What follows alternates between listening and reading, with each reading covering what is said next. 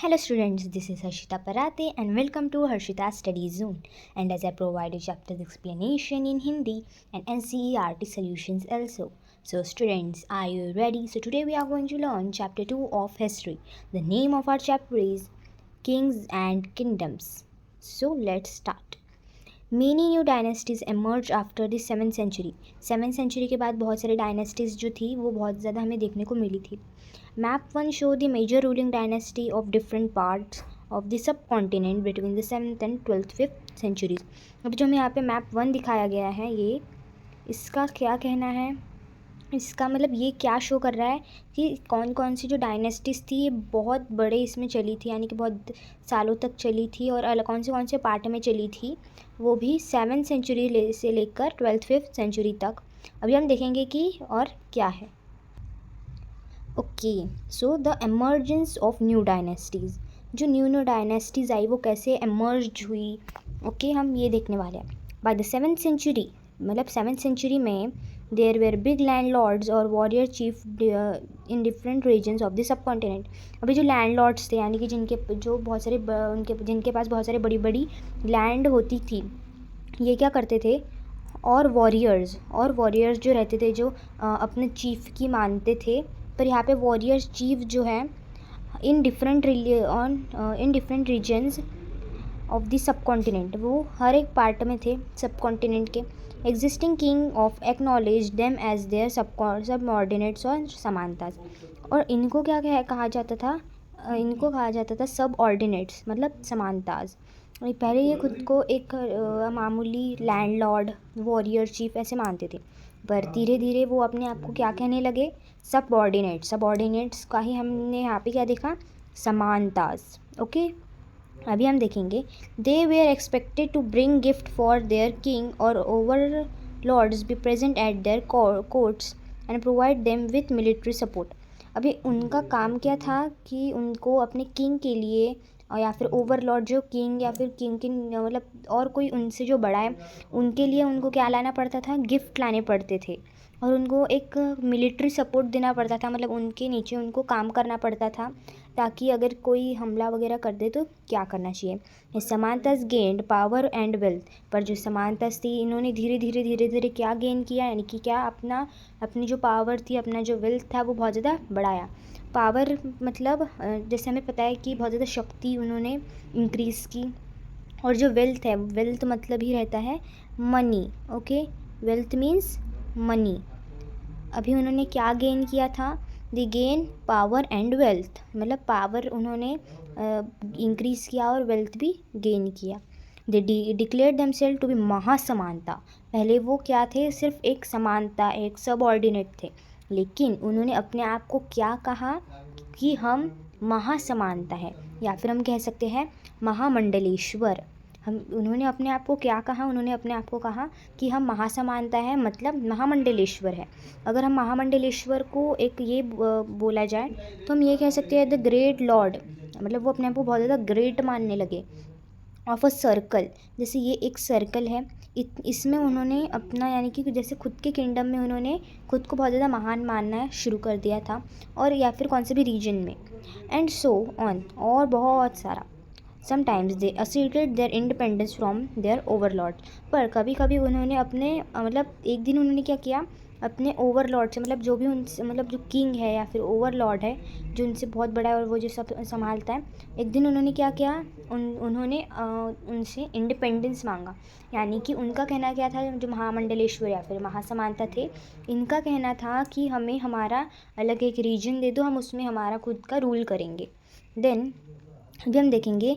One such instance was that of the Rashtrakutas in Deccan. अभी ये जो एक है, ऐसा ही कुछ सेम हुआ था राष्ट्रकूटा में. राष्ट्रकूटा इन डिकेन, ये कहाँ पे है, ये डिकेन में है. Initially they were subordinate to the Chalukyas of Karnataka. और ये कहाँ के हैं, मतलब ये इन्होंने क्या, और जो सबऑर्डिनेट्स थे इनके, यानी कि जो समानताज थे इनके, वो थे चालुक्यास, जो कर्नाटका में है.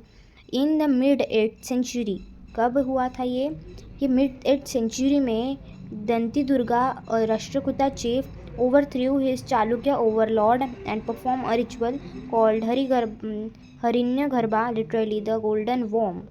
तो इनका क्या कहना था, दंती दुर्गा मतलब राष्ट्रकूटा चीफ, मतलब दंती दुर्गा कौन है, राष्ट्रकूटा जो है उनके बड़े हैं, मतलब चीफ है वो। ओवरथ्रू हिज चालुक्य, उन्होंने अपना जो चालुक्य था वो Overlord and perform the ritual. अभी जो ये रहते थे अलग अलग, वो सब उस मतलब ये नहीं कर सकते थे, मतलब बहुत सारे रिलीजन्स ऐसे थे जिसमें वो किंग या फिर कौन किससे मतलब अलग किंगडम्स के साथ फाइट नहीं कर सकते थे, यानी कि किसी को भी हर्ट नहीं कर सकते थे वो। इसकी वजह से उन्होंने क्या किया, उन्होंने अपना जो मतलब एक जो अपना रिलीजन है वो चेंज करने के लिए हरिण्यगर्भा ये उन्होंने एक रिचुअल की। और इस रिचुअल का मतलब ये था कि वो इस रिचुअल के बाद वो क्या कर सकते थे, इस रिचुअल के बाद वो अपना मतलब जो भी वो मतलब फ़ाइट कर सकते हैं और जो भी किंगडम में होता है वो कर सकते हैं। लिटरली द गोल्डन वॉम्ब, और हरिण्यगर्भा को हम दूसरा नाम क्या कह सकते हैं, golden womb. When the ritual was performed with the help of Brahmins, और ये किसके हेल्प के साथ होती थी, ब्राह्मण्स के हेल्प के साथ होती थी। It is the thought to lead the rebirth of sacrificer as the kshatriya, even if he was not one by birth। अभी उनका क्या काम था कि when this ritual was performed the help of Brahmas, मतलब जो ये थे ये ब्रह्मास के इसमें होती थी हेल्प से। It was thought to lead the rebirth, और इनका मानना क्या था कि इसका मतलब है कि एक हमारा जो है हमारा एक रीबर्थ हो रहा है, यानी कि हम फिर से जन्म ले रहे हैं, वो भी किसके लिए, सेक्रीफाइजर, मतलब जैसे अगर किसी को हम हर्ट नहीं कर रहे हैं, so it is we are sacrificing somethings, okay. But as kshatriya, पर वो क्षत्रिय होकर कुछ बहुत सारी चीज़ें सेक्रीफाइस कर रहे हैं, लेकिन वो ब्रह्मास होके नहीं कर सकते। Even if he was not one by birth, वो बर्थ से नहीं होगा तब भी वो रिचुअल के बाद वो हो जाएगा, ऐसे उस रिचुअल का मानना था। Now move to the next point. In other cases men from enterprising families use their military skills to carve out kingdoms। अभी बहुत सारे मतलब अब ये तो एक केस हमने देख लिया, लेकिन और बहुत सारे केसेस में क्या होता था, जो मेन थे ये अपने फैमिली में बहुत ज़्यादा मिलिट्री स्किल मतलब जो भी किंगडम वगैरह रहता था उसमें बहुत सारे मिलिट्री स्किल्स को सीखते थे और अपने किंगडम को बचाते भी थे। For instance the Kadamba Mayurasharman and the Gujara Pratihara Harichandra were Brahmins who gave up their traditional professions and took up arms, successfully establishing kingdoms in Karnataka and Rajasthan respectively। अभी इनका क्या था, इनका कहना क्या था, इन्होंने अपनी मतलब एक ये रहती है ना पहचान के लिए इन्होंने क्या किया, कदम्बा मयूराश्रमन जो है एंड दी गुजारा प्रतिहारा, और जो गुजारा प्रतिहारा हरिचंद्र यहाँ पे बताया गया है, ये ब्राह्मण्स हु गेव अप, इन्होंने अब जो ब्राह्मण्स थे इन्होंने एक ये रिचुअल करके अपने हाथ को ऊपर कर लिया, यानी कि अभी वो फाइट वगैरह कर सकते हैं, एक दूसरे को हर्ट भी कर सकते हैं जो भी अदर किंगडम्स का हो, ओके। और ये कहाँ पे हुआ था, who gave up there traditional professions, उन्होंने अपने जो भी ट्रेडिशंस है जो ब्राह्मण्स वगैरह में होते हैं वो सब उन्होंने छोड़ दिए और फिर उन्होंने अपने हाथ क्या कर दिए, ऊपर कर लिया, यानी कि टुक टू आर्म्स, यानी कि वो अभी किसी को भी हर्ट वगैरह कर सकते। कब कैसे, सक्सेसफुली इस्टेब्लिशिंग किंगडम्स इन कर्नाटका, और उन्होंने इसके बाद क्या किया, किंगडम्स को मतलब जो किंगडम्स रहते हैं वो किंगडम्स उन्होंने कर्नाटका में स्टार्ट कर दिए, और राजस्थान में किस में किए उन्होंने, कर्नाटका और राजस्थान में किए। Now let's move to the next point, administration in the kingdom. तो अभी हम क्या देखेंगे कि administration in kingdoms, many of new kings adopted high surrounding title such as maharaja adhiraja, a great king overlord of king, tribhuvana chakravartin lord of 3 worlds and so on. अभी ये जो रहते थे ये खुद के मतलब खुद को बहुत ज़्यादा भगवान समान मानते वगैरह थे वो। तो जैसे देखो यहाँ पे क्या बोला है, महाराजा अधिराजा, ये जो वर्ड दिया गया है महाराजा अधिराजा, इसका मतलब क्या है? ग्रेट किंग, यानी कि वो खुद को बहुत बड़ा किंग मानते थे, बहुत ज़्यादा ओवरलॉर्ड मानते थे। ओवरलॉर्ड यानी कि किंग के नीचे जो भी काम करते हैं, लेकिन उनका भी बहुत ज़्यादा मतलब वो भी बहुत ज़्यादा बड़े रहते हैं। और जो ओवरलॉर्ड है किंग्स के, और जो बहुत ज़्यादा ग्रेट किंग वो अपने आप को मानते थे। त्रिभुवना चक्रवर्ती जो है, इसका मतलब है कि हम 3 वर्ल्ड, जैसे मतलब 3 वर्ल्ड के हम क्या है? हम लॉर्ड है, यानी कि भगवान है हम 3 वर्ल्ड के, और बहुत सारा। However the spirit of such claims they often shared power with the Samantas as well as the association of peasants, traders and Brahmins. अभी क्या हुआ? जो भी उनकी जो स्पिरिट थी, जो भी उन्होंने मतलब प्राप्त किया था, जो भी क्लेम्स थे उनके ऊपर, ने ऑफन शेयर्ड पावर, उन्होंने बहुत सारी जो भी अपनी पावर थी, जो भी उनके पास लैंड था वगैरह वगैरह जो भी था, उन्होंने वो किसके साथ शेयर किया? समानतास के साथ शेयर किया था। उसके बाद such of the states resources were obtained from producers. तो ये जो बहुत सारे स्टेट्स में हमने क्या देखा कि जो भी बनाता था वही मतलब वही उससे ही वो लेते थे जो भी रिसोर्स था। यानी कि जैसे if I am making something, so I will make and give to you, और I will also take that and I will give to you also. That is peasants, cattles, keepers, artisans.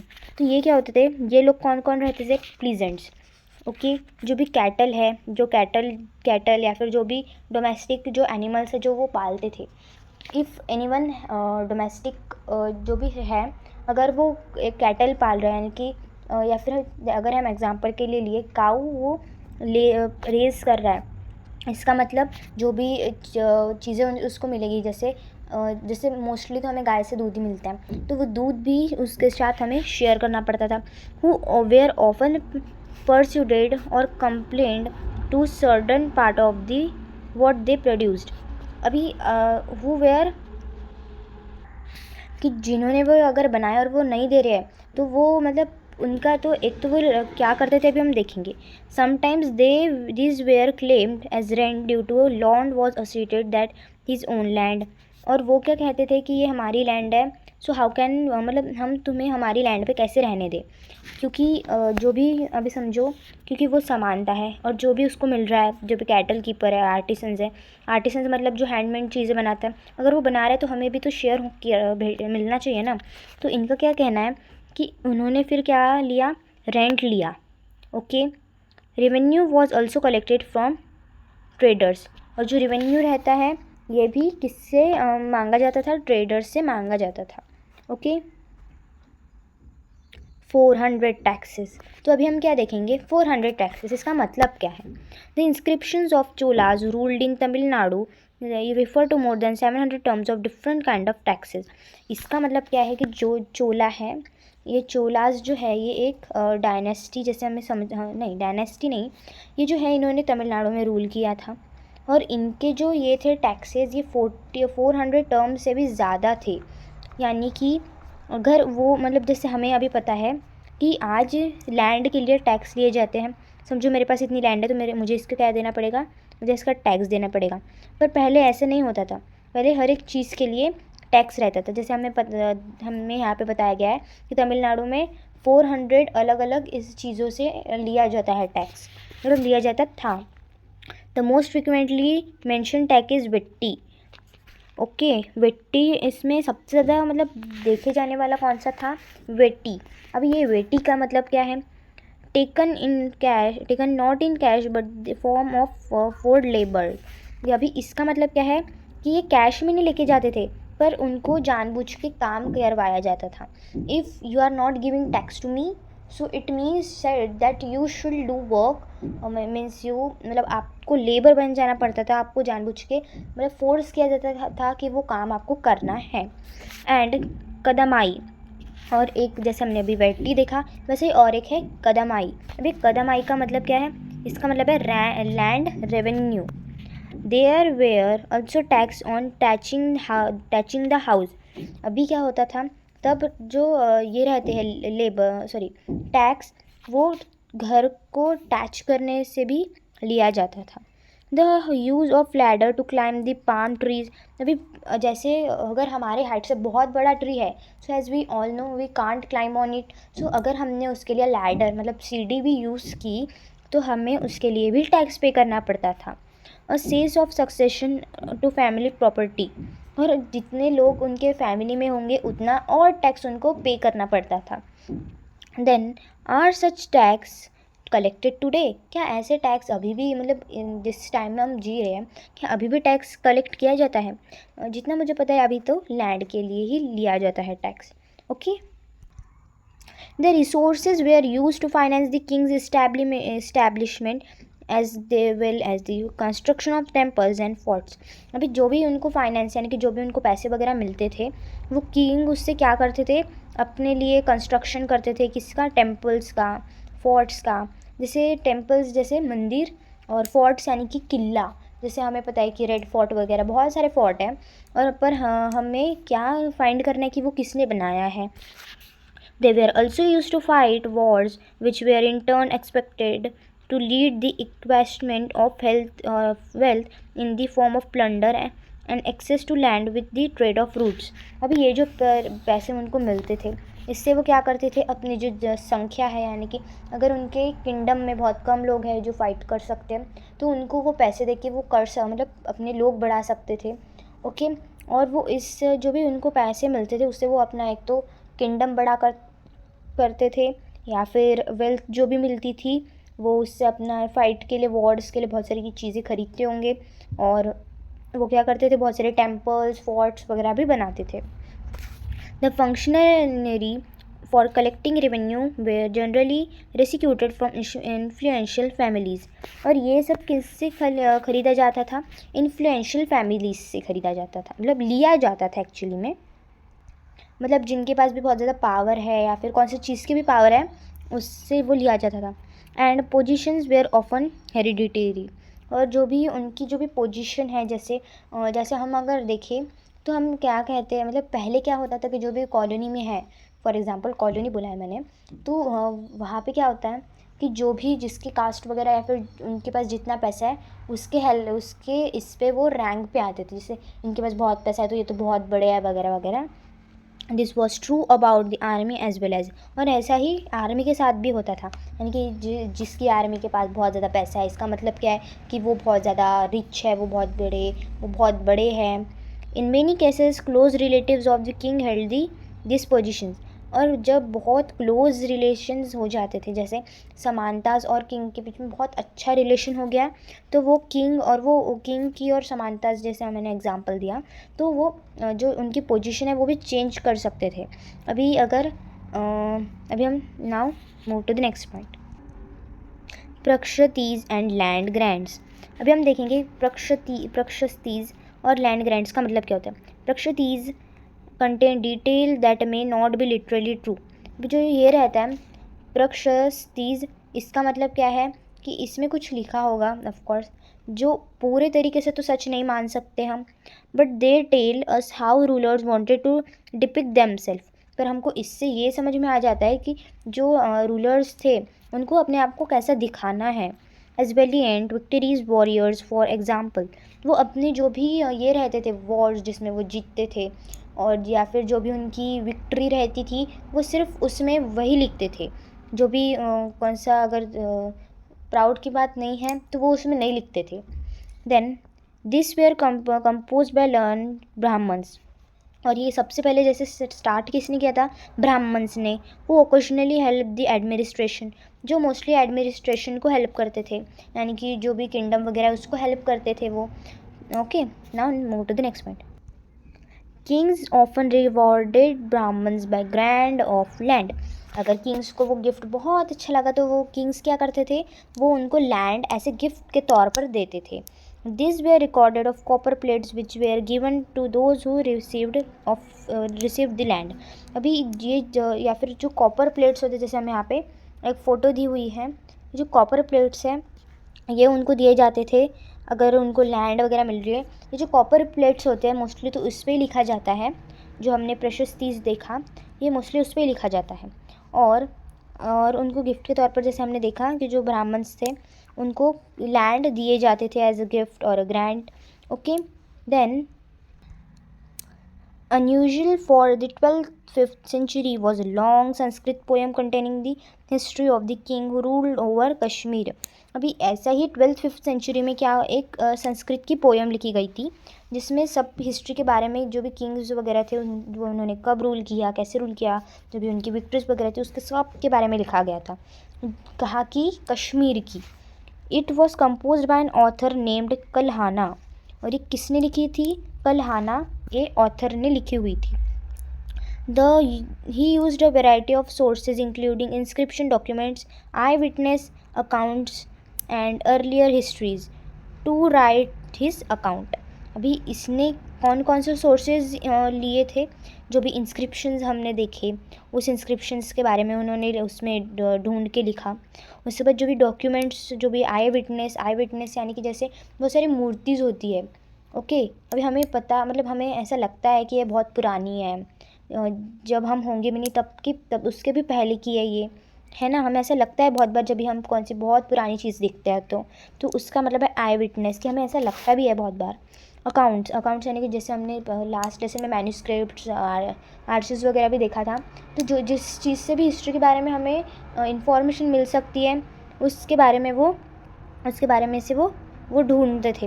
Unlike the writers of prashastis, he was often critical about rulers and their policies. अभी unlike दी writers, अभी जो भी प्रशस्तीस को लिखते थे वो भी बहुत ज़्यादा क्रिटिकल थे कि रूलर ऐसा कहेगा वैसा कहेगा, और देयर पॉलिसीज़ यानी कि पैसे के वगैरह के बारे में भी वो बहुत ज़्यादा क्रिटिकल थे. Okay, then we will start our next point, welfare for health. अभी हम क्या देखेंगे? वेलफेयर फॉर हेल्थ यानी कि warfare for wealth. Okay, warfare for wealth. अभी वॉरफेयर होता हमने अभी तक क्या देखा है? वेलफेयर मतलब सबके साथ अच्छा करना. लेकिन अभी हम देखेंगे वॉरफेयर मतलब types of war for wealth. ऐसे बहुत सारी वॉर हुई थी जो सिर्फ वेल्थ के लिए की गई थी, यानी कि पैसों के लिए की गई थी. तो अभी हम उसके बारे में ही देखेंगे. You may have noticed that each of these ruling dynasties was based on the specific region. तो इसका मतलब क्या था कि आपने ऐसा बहुत कुछ नोटिस किया है कि जो रूलिंग जो भी डायनेस्टीज़ थी वो कौन से भी स्पेसिफिक रीजन पे ही रहते थे. ऐसा नहीं कि पूरे इंडिया में हो या फिर कौन से पूरे कंट्री पे वो राज्य करते हो, लेकिन वो एक स्पेसिफिक रीजन में करते थे. At the same time they try to control their areas on one. अभी उन्होंने मतलब अगर उनसे एक ही जो ये है एरिया वही संभालना नहीं हो रहा है, so how can the country whole subcontinent. Okay, अभी हम देखेंगे next point. One particularly prized area was the city of Kannauj in the Ganga valley. अभी इसका ही हमें क्या बताया गया है? एक ये बताया गया है हमें यहाँ पे, ऐसा ही कुछ है. कनौज ये गंगा वैली के इस पे. The century for centuries rulers belonging to the Gurjara Pratihara Rashtrakuta and Pala dynasty for control over Kannauj.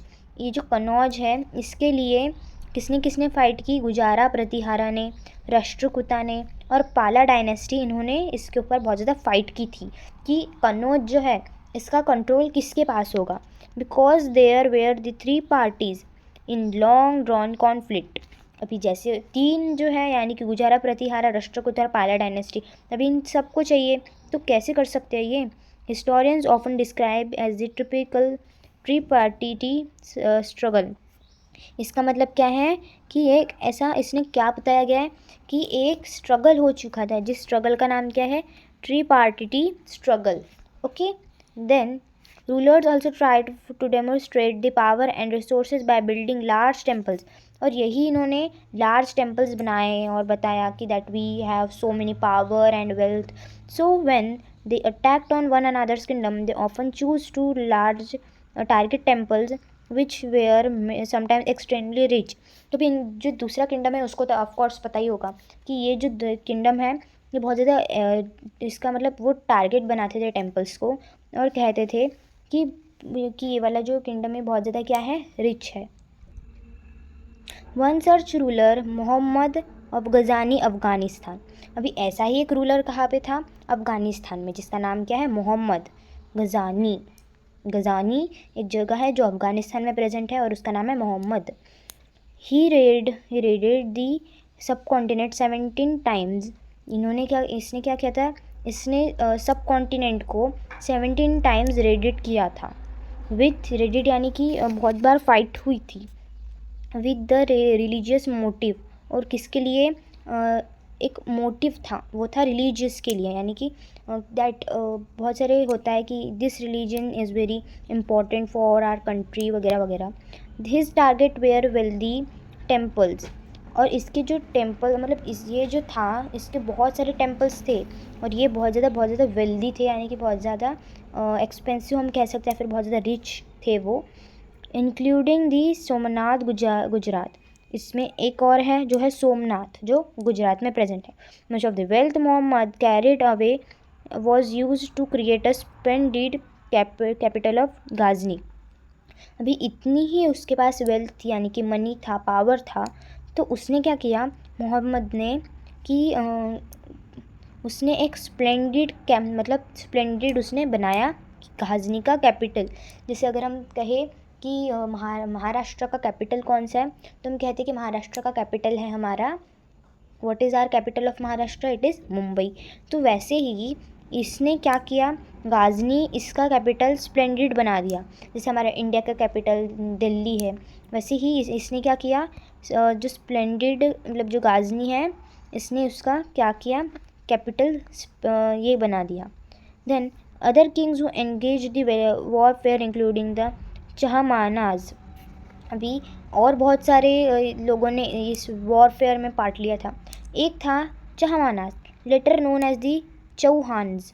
अभी चहमानाज जो है, इसका ही थोड़ा सा सिमिलर है Chauhans who ruled over the region around Delhi and Ajmer. इन्होंने क्या किया था, इन्होंने दिल्ली और अजमेर में रूल किया था। They attempt to expand their control to the west and the east. इन्होंने अपना कंट्रोल वेस्ट और ईस्ट में कर दिया था, मतलब जितना भी दिल्ली और अजमेर का वेस्ट ईस्ट वगैरह जो भी पार्ट है, उसमें उन्होंने क्या अपना जो भी कंट्रोल है वो एक्सपैंड कर दिया था। Where they were opposed by the Chalukyas of Gujarat, और चालुक्याज ने भी उसमें पार्ट लिया था, जो भी मतलब वॉर में उन्होंने ये किया था। जो चालुक्य जो थे वो गुजरात में थे। And the घाटावालाज of western Uttar Pradesh, जो वेस्टर्न में था यानी कि उत्तर प्रदेश में थे। दी चहमाना रूल्ड ओवर पृथ्वीराज 3। उन्होंने क्या किया, जो चहमाना था, इन्होंने पृथ्वीराज 3 को वो एक रूलर था, मतलब जो चहमाना रूलर है वो पृथ्वीराज 3 को डिफीट किया था उन्होंने। Turk who ruler name Sultan Mohammad Ghori in 1191 but lost to him the very next year 1192। अभी क्या हुआ था, जो चहमाना एक रूलर था वॉज पृथ्वीराज 3, इन्होंने पृथ्वीराज 3 इसको डिफीट किया था फॉर अ ट्रक, मतलब एक रूलर बनने के लिए जिसका नाम मोहम्मद गौरी है, जो 1191 बट उसने 1192 में ही सब कुछ कंट्रोल को छोड़ दिया, या फिर उससे वो कंट्रोल नहीं किया गया। Okay then okay students, so remaining chapter will be continuing next part, so stay tuned with me, like, share and comment on my videos, subscribe to my channel. Thank you.